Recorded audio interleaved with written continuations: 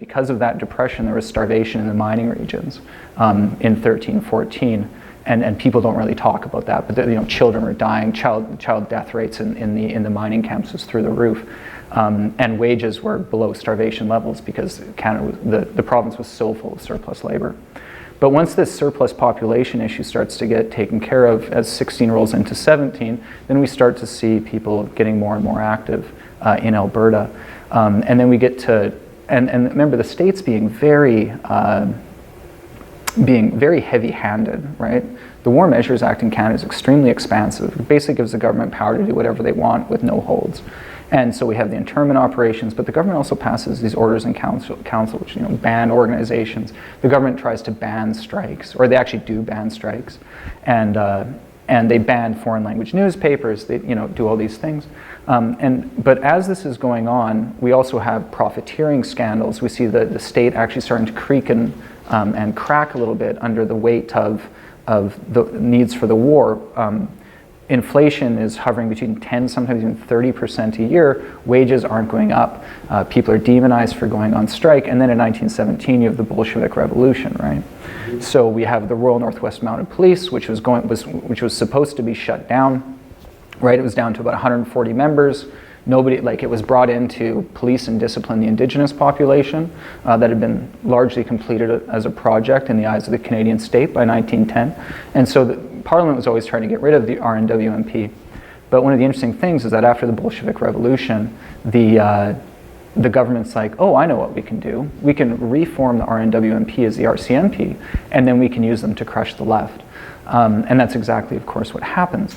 But as 1918, as the end of the war approaches, strikes in Alberta and the West generally start to get more common, more active, and larger, and more militant. And also at this time, the left and sort of the socialist militant left that had been in Edmonton for a long time, right? Like Rudolf Rocker, Yiddish language anarchist, spoke there in 1912. And there was a Socialist Party of Canada group. There was the Ukrainian left, which eventually formed up into the USDP until it became the UTA. And there was a few other leftist organizations of so-called white ethnics. And they were able to sort of, in some ways, help push the labor movement to be more inclusive. The Edmonton General Strike was fairly short. It was effective, it was well led, but Edmonton just didn't have the industrial capacity that a place like Winnipeg had, right? We're talking about a fairly small city at this time of the Edmonton General Strike of, large transient population, so Edmonton's sort of tough to figure out how many people live there, but between 55 and 65,000 people, right? Give or take. This, censuses aren't great. People are moving in and out all the time. We see fluctuations of tens of thousands of people in months, right? So in Edmonton, we didn't really see that big upsurge because there just wasn't the population. And the other thing is that a lot of the workers in Edmonton is almost a white-collar town, right? Because it's the new provincial capital, so they need all these administrators, which sort of colors the sort of feeling of this city. Whereas the industrial workers were mostly the miners, mostly in like Beverly and a few other places, who were overwhelmingly socialist, and the railway workers who were very prosaic, but also tended to be fairly progressive. And so railway work, with anywhere where the railway goes, so go with blacksmiths, machinists, all those other things. But Edmonton, it was mostly building trades, right? That was the union base, where the people who built the houses ran the labor movement, right? So if you look at the leaders of the Edmonton Trades and Labor Council who ejected all of their revolutionary comrades, they're like stonecutters, right? Carpenters, like building trades, right? And not the way we think about it today, but like building houses.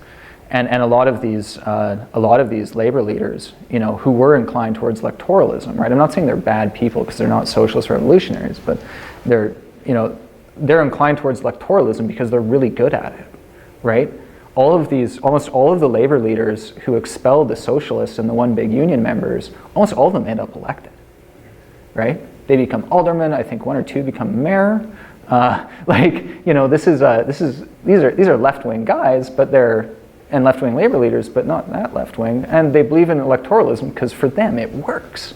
And also, they're largely British, right? So they can enter into these sort of respectable positions like alderman in a way that, you know, maybe a guy like Karl Berg as a Swede might have a little bit more trouble, let alone the Southern and Eastern Europeans, let alone, you know, like lots of freed slaves came to Canada or to Alberta from Oklahoma, you know, and of course the indigenous population, you know, doesn't have any voting rights, and the Chinese, right, who were limited and racially excluded from most occupations.